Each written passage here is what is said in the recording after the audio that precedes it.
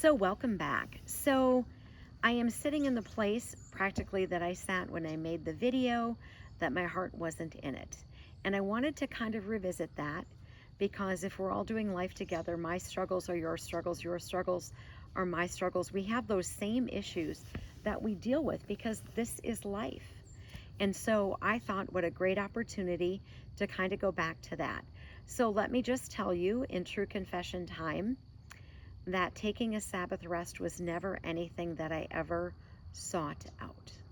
So if you're a busy person and you get a lot of things done, sometimes the thing that has to go is that Sabbath rest.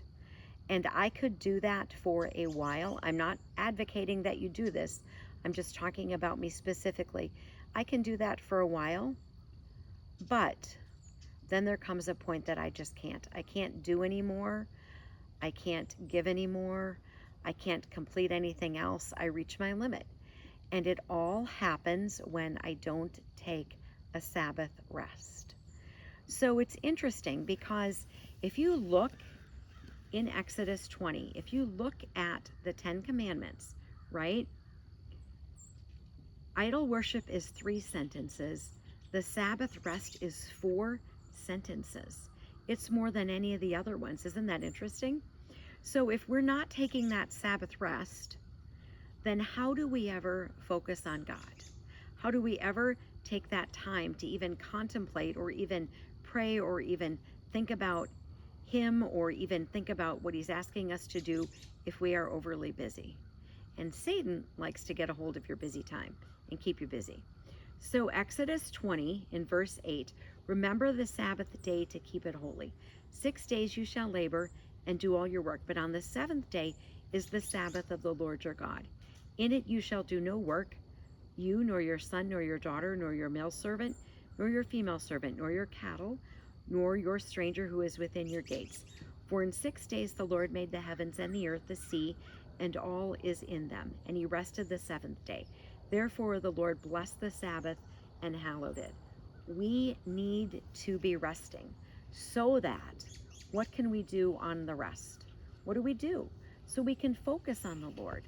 So I know, even though I have been overly busy and much of it is my doing, my own doing, much of it is me overscheduling myself. But for me, when I say my heart's not in it, it's because I am just overloaded with obligations.